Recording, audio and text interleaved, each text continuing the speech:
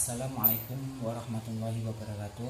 Kami dari kelompok 1 akan mempresentasikan makalah yang membahas tentang definisi ruqyah healing teknologi. Apa sih itu ruqyah? Ruqyah berasal dari bahasa Arab dengan makna yang sangat luas. Lafadz ruqyah berasal dari kata raqa yarqa. Secara etimologi, ruqyah berarti meminta perlindungan atau isti'adzah. Sedangkan dalam kamus bahasa Arab Indonesia karya Mahmud Yunus disebutkan bahwa kata ruqyah bermakna jimat, azimat, dan tangkal. Sedangkan dalam kamus Al-Munawwir, kata ruqyah memiliki makna mantra, guna-guna, jampi-jampi, maupun jimat. Sedangkan dalam kamus bahasa Indonesia, ruqyah berarti segala yang berhubungan dengan pesona, guna, dan sihir. Jadi, secara etimologi, ruqyah memiliki arti menangkal segala sesuatu atau segala macam bala, bencana, dan segala bentuk penyakit, baik psikis maupun fisik, yang dapat membahayakan diri manusia dengan berpegang teguh pada Al-Quran dan As-Sunnah. Menurut terminologi, terdapat berbagai rumusan pengertian tentang ruqyah, yaitu suatu istilah dari ayat-ayat Al-Quran yang dibacakan pada orang yang sakit, yang ditambahkan dengan doa-doa maksurah yang kita ulang-ulangi beberapa kali sehingga terjadi kesembuhan atas izin Allah SWT. Untuk selanjutnya, macam-macam ruqyah yang akan dijelaskan oleh saudari Putri. Yang selanjutnya yaitu macam-macam ruqyah. Ruqyah dibedakan menjadi dua, yaitu ruqyah syariah dan ruqyah non syariah. Ruqyah syariah sendiri yaitu pengobatan Islami yang diterapkan pada seorang mukmin, di mana pengobatan ini sering dicontohkan oleh Nabi Muhammad SAW dan juga ulama yang terkemuka pada zamannya. Pengertian ruqyah syariah ini sendiri yaitu pengobatan alternatif yang menggunakan ayat-ayat Al-Quran dan hadis yang sahih untuk memohon kesembuhan kepada Allah.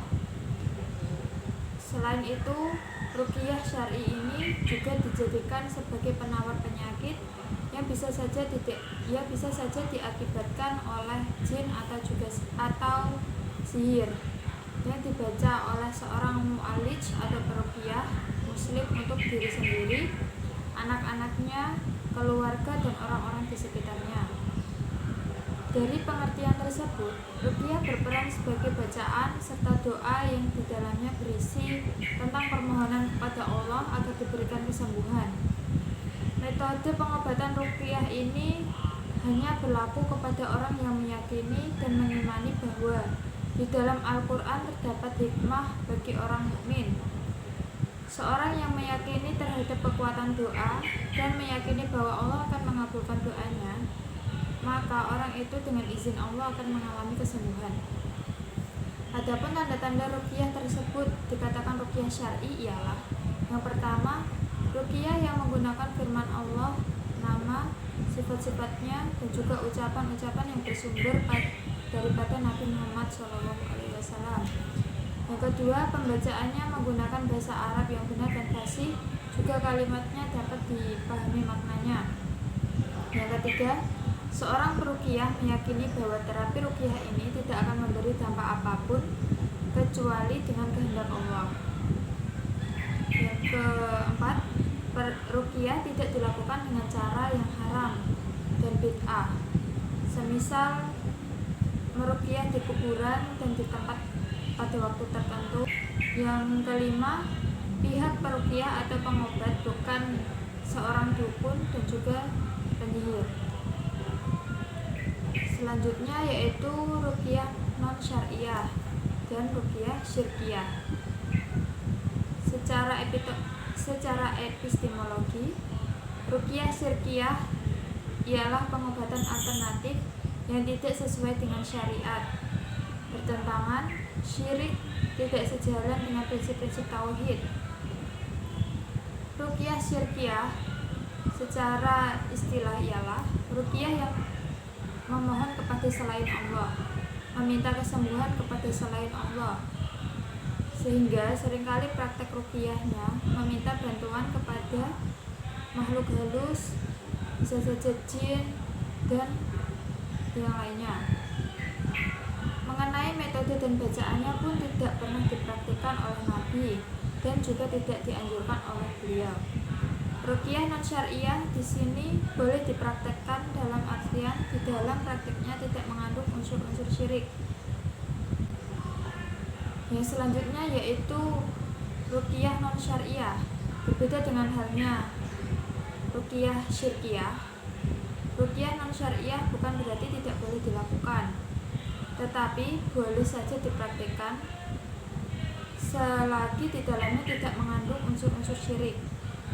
Contohnya, mengkolaborasikan sesuatu dengan bacaan ruqyah selagi itu tidak mengandung unsur syirik. Dengan kata lain, penggunaan ruqyah apabila tidak dapat memahami secara fasih bahasa Arab, ruqyah masih boleh dilakukan dengan mengkolaborasikan bahasanya sendiri dengan bahasa Arab atau bahasa lainnya selagi tidak mengandung unsur syirik dan tetap berpegang teguh kepada Al-Quran dan ketauhidan kepada Allah. Dari pemaparan makalah di atas kita dapat menyimpulkan ruqyah dapat dijadikan healing atau penyembuh apabila dalam praktiknya berjalan sesuai dengan syariat Islam. Apabila bertentangan dengan syar'i, dapat dikatakan ruqyah itu haram untuk dilaksanakan karena mungkin saja terdapat praktek syirik di dalamnya atau memohon kepada selain Allah yang bukannya dapat menyembuhkan, namun dapat membuat penyakit tersebut menjadi lebih parah karena adanya praktek syirik tersebut. Menurut sebagian ulama, meruqyah tidak harus murni menggunakan bahasa Arab, namun dapat atau boleh dikombinasikan dengan bahasa lainnya. Kesyar'ian dalam meruqyah bukan berpatok kepada bahasa yang digunakan, namun bagaimana prakteknya, apakah sesuai dengan syariat Islam atau diniatkan karena Allah atau selain Allah atau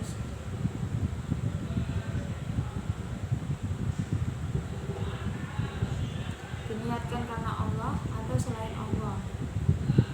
Sekian dari kelompok kami. Apabila terdapat salah kata, mohon maaf.